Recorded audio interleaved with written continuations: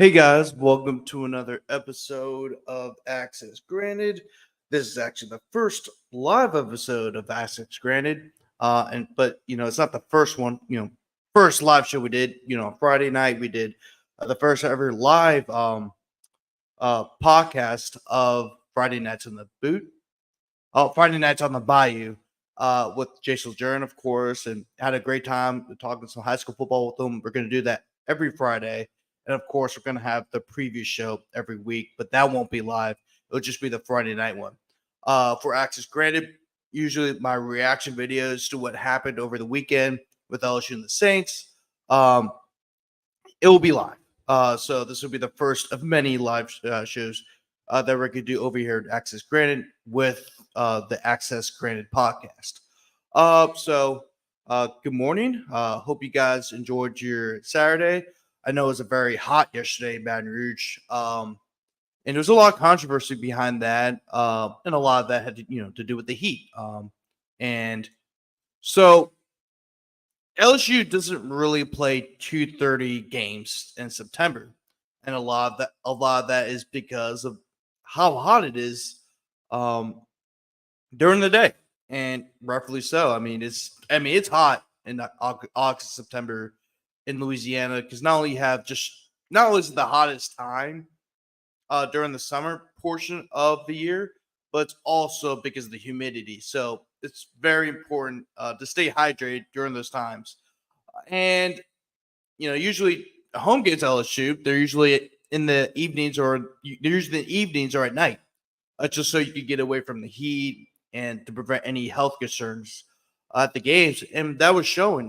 There was 70 plus people that passed out. I had to get help by the medical staff. And I had to go to the medical rooms to get sorted out because they were passing out of the stadium. It was crazy. I was seeing all the Twitter reactions to it. It was crazy how many people were passing out. Kids were throwing up, the whole 9 yards. And there's a lot of blame that goes towards the ESPN's way, of course, for making that schedule. Of course, I understand that LSU had a part in it too. I understand that, there's other games that had to be played.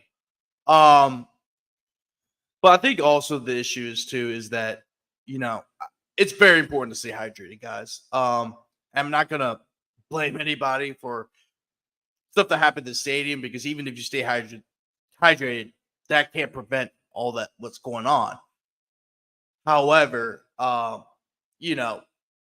because everyone's drinking during the day, everyone's tailgating, everybody's having a good time, and I feel like that we all have to stay hydrated, but LSU can play a part in that too.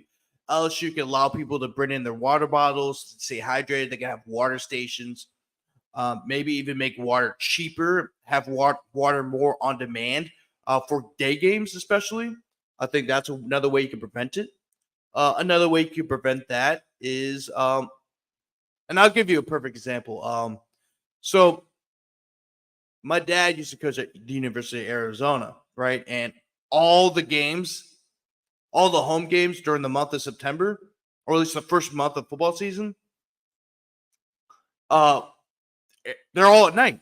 And the reason why is because apparently, I remember reading about this. I think somebody tweeted this out, that the state of Arizona made it a law where all college football games, if they're in outdoor venues, have to be played at night. Actually, let me check that out right now. So I saw that and I thought it was really interesting. I think they can't be played past 6 p.m. Yeah, I remember it. There was maybe there isn't, but if there is a law, maybe Louisiana could do something similar where they could prevent, networks from scheduling games at a certain time, so that way LSU can have night games. They can prevent what's going on. But I do know that UL also had a game at 11, so it's kind of the same thing. It's a really tricky situation, guys. I mean, I know UL didn't really have the same, even though UL was a few hours beforehand. That was during the middle of the day. of course. Um, but their stadium's kind of different because the stadium's not a bowl, right? It's not a bowl full of like 70, 80,000, 90,000 people. It's a smaller stadium. And also it's not a bowl. So there's a kind of an opening. So the heat's not really circumvented in the stadium as much. But it's just a very tricky situation. And I don't know how to go about this, nor does anybody really. Maybe it was just it was just that kind of a day, and Baton Rouge was really hot. Um, I mean, there's a lot of things that could be prevented, right? I mean, of course, drink more water. Don't drink as much alcohol, during the day, especially if you have a game that's being played during the day. Um, Maybe LSU could have more water stations, more access to water. Maybe make water cheaper, right? Right. I mean, you know what I'm saying? Like, it's just there needs to be ways where you can prevent this type of medical issues happening in the games. And I'm glad that it wasn't more serious than it was, because that could have been a disaster. But there needs to be some things that need to be done, so we can prevent these types of health issues. But let's start with the game. LSU had I don't know how to I don't know how to say this, but like it was kind of a weird game. I mean, it's not that's all LSU games have been. I mean, besides USC and South Carolina, and even South Carolina was kind of a weird game in some aspects. But like LSU did a job, right? I mean, like the first half should have been better. I mean, it shouldn't have been that close in the first half. I mean, the game was tied 70-70.5, right? And that's not the best UCLA team. That's actually a really bad UCLA team. That UCLA has been mediocre at times, but from what I've heard is that UCLA team is just bad all around. And a lot of the reasons why UCLA was so successful in the first half is that they were throwing the ball down the field, and that's something they were struggling with for most of the year. I believe they were 85th in passing and total passing yards. I wrote it down somewhere in my notes. My other notebook. UCLA. Pull up for you guys. So UCLA was last in the Big Ten and 124th nationally in total offense, averaging 290 yards per game. And then they were 85th nationally in passing offense with 207 yards per game. So it wasn't the greatest offense, but you could tell that UCLA, even though they weren't great in that area, you could tell UCLA's biggest strength is the passing game. And talking to David Woods in our podcast was that he really liked the receiving corps. That was probably the most talented aspect of UCLA's team, but the issue was that they weren't able to showcase their talents because the offensive line is bad. I mean, like UCLA's offensive line is atrocious. So yesterday in the game, LSU was able to was able to sack Ethan Garbers 5 times, and so Brady Swinson had 2 sacks. Dominique McKinley got his first sack of his career. Javier Suggs got a sack, and then Parashand and Savion Jones were both credited with a half a sack. So it was just it wasn't a great day in terms of the pass defense for LSU. Asher Stamps is getting bullied for a good bit of the game. The pass rush, the thing is, the pass rush is doing its job. Like the pass rush was putting pressure on Ethan Garbers. It's just that the defensive backs weren't doing their jobs on the other ends of the field. And when you have a pass rush like that, it's unacceptable that your pass defense is still poor, right? Because if you have a great pass rush, it helps limit the quarterback's abilities to throw the ball down the field because they got to find, the open man, right? And also they're flustered too, so they're trying not to get hit. So it's very important that you need to fix that pass defense. UCLA was able to throw the ball for 281 yards. LSU was able to get an interception, of course, but that happened in the fourth quarter, and which ultimately put the game away.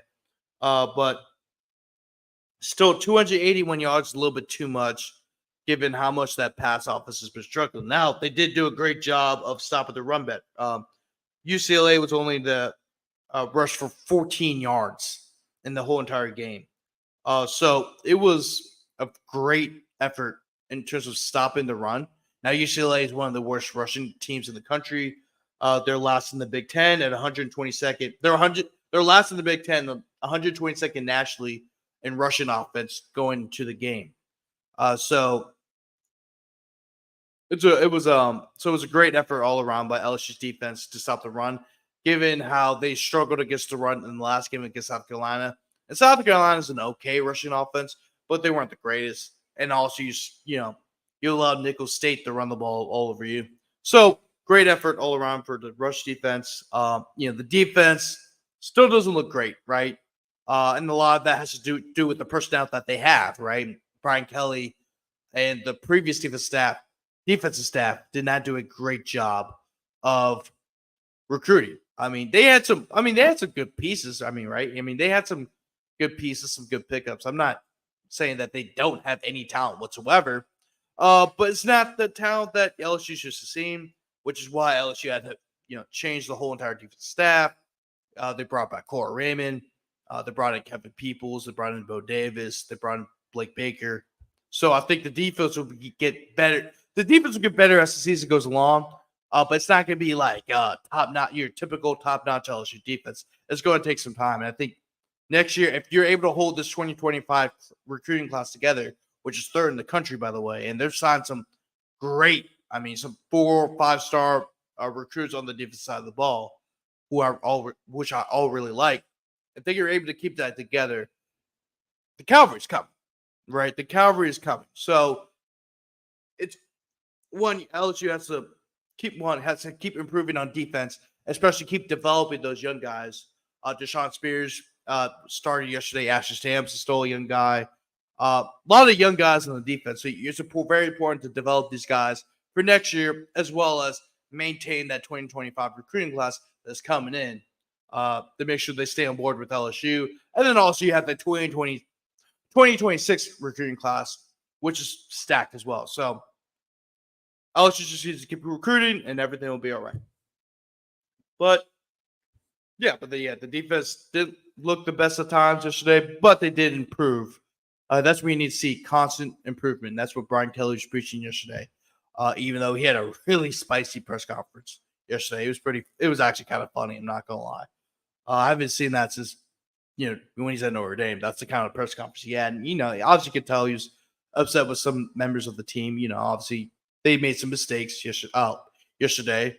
And LSU really should have been up by 2 or 3 touchdowns because UCLA going to half, but it caused some mistakes, penalties, defensive miscues, yada yada yada. But speaking of but going off of defense, the offense looked better.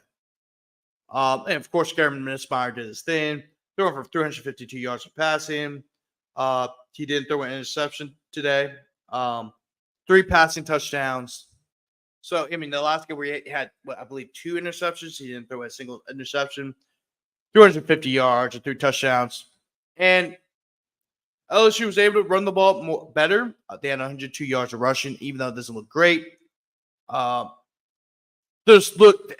I was watching the game yesterday, it looked improved. Josh Williams was running the ball effectively. Kane Durden had the game like he did the last time.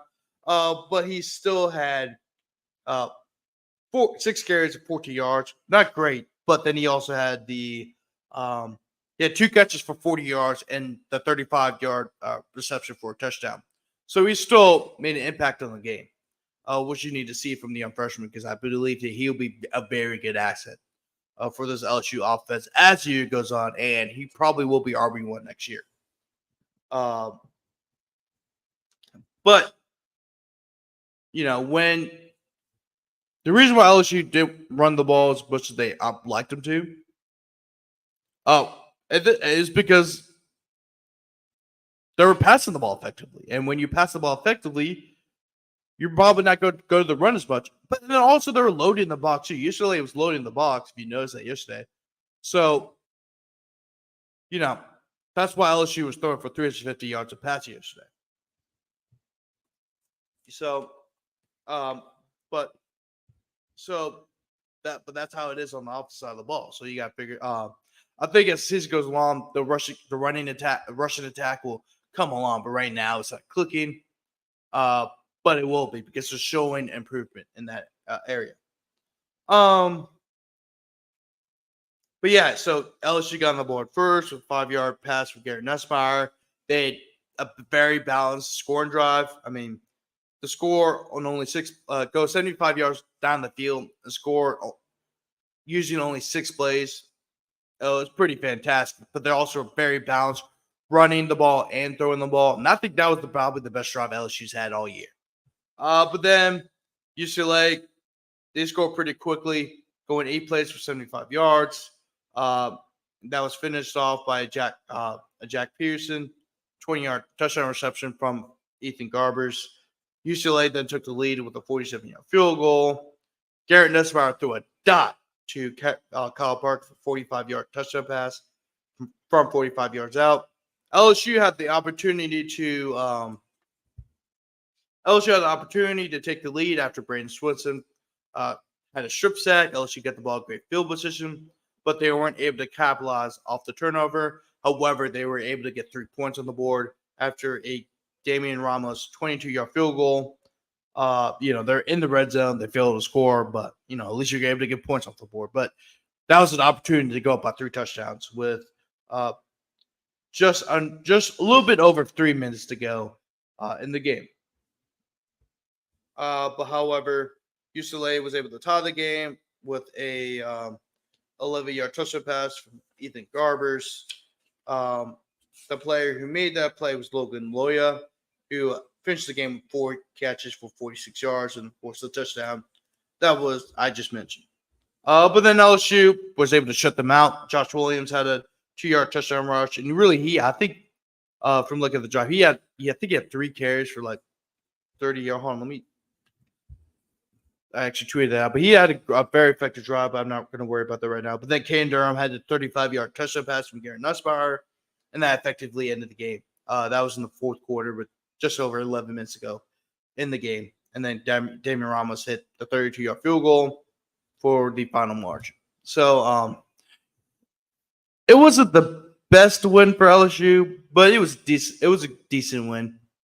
Yeah, that's your third win over.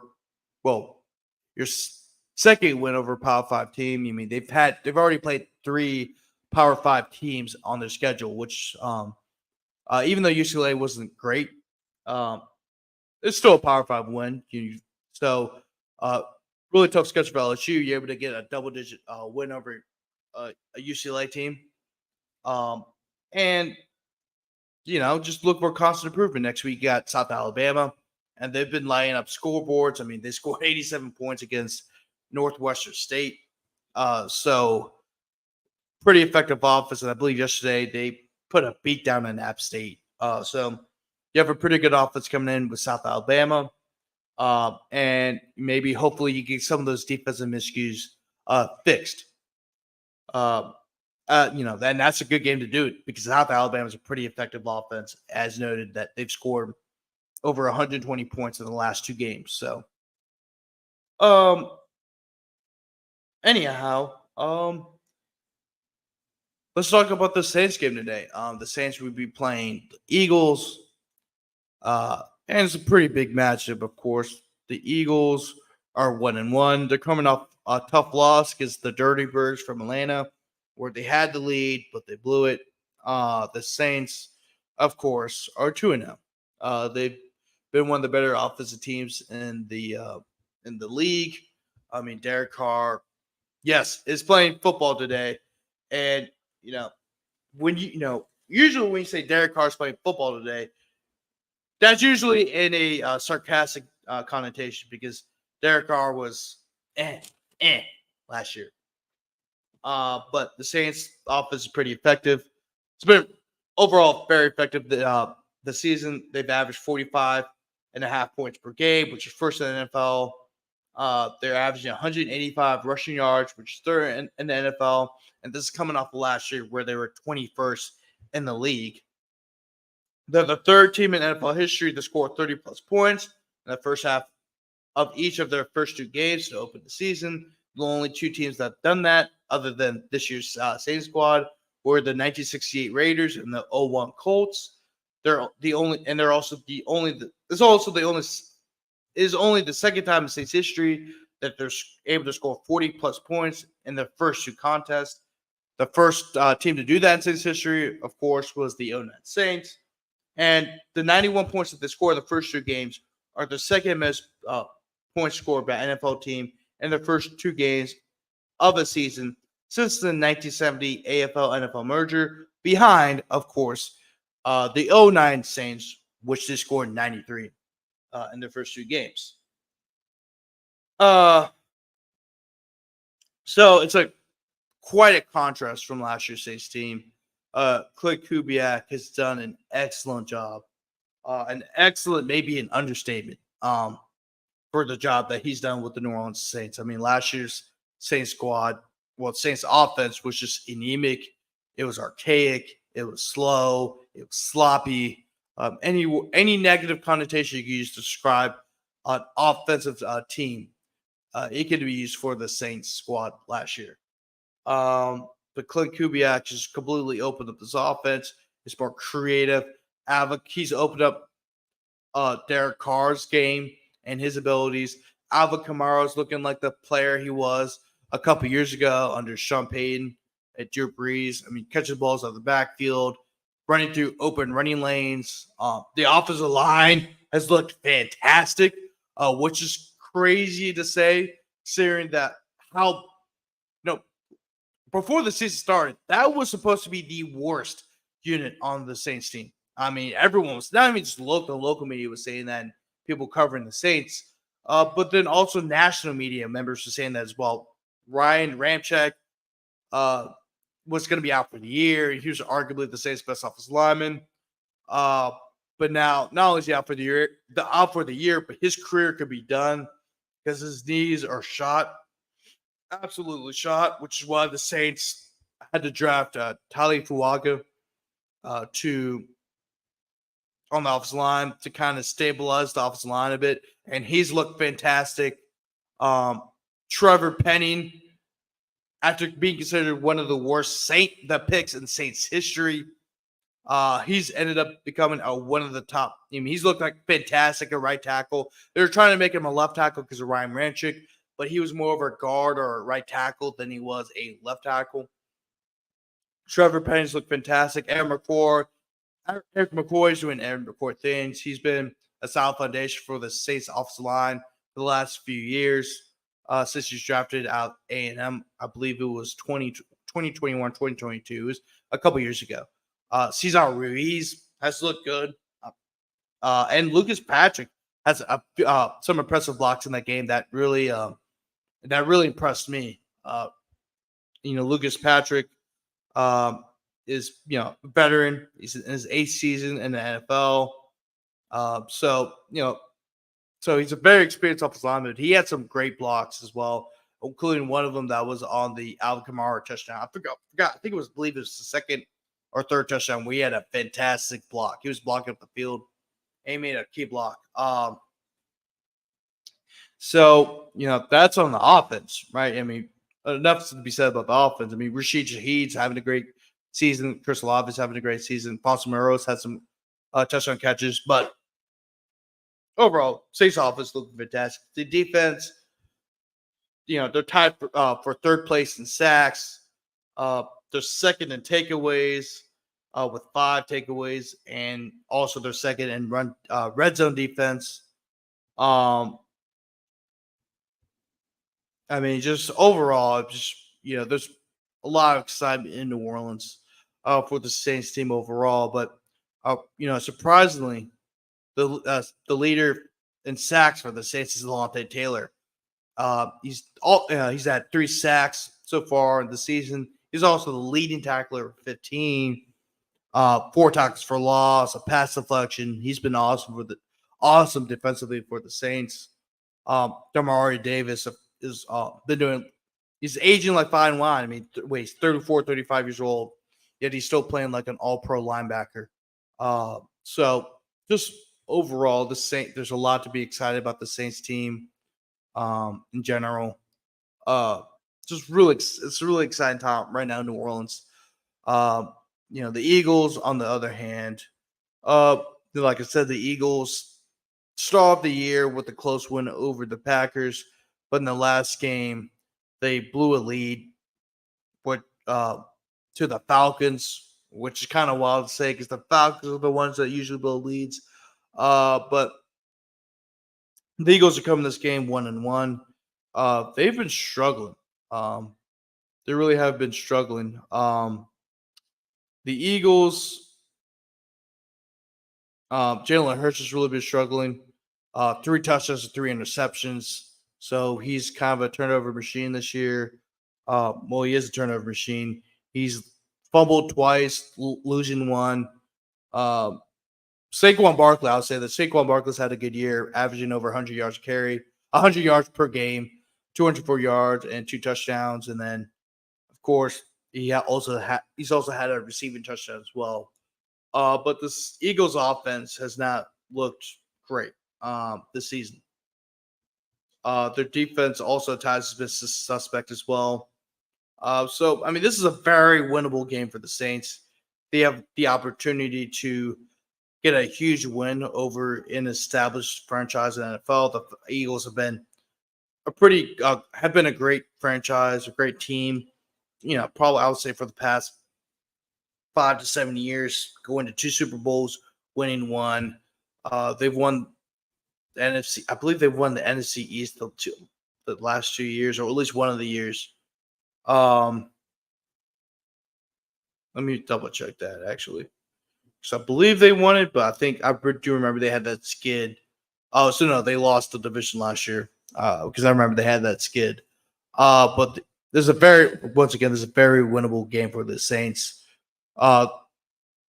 If they do win, they'll be 3-0, and I think this might be the first time they're 3-0 since 2020, if I remember correctly.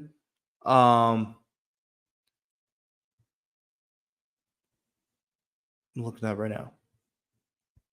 No, actually, no. It's not even 2020 because I remember that's the last time they had a season with 10 plus wins. They actually went 12-4. That 12-4 but 12-4 that year. But they started the season 1-2. When was the last time they started 3-0?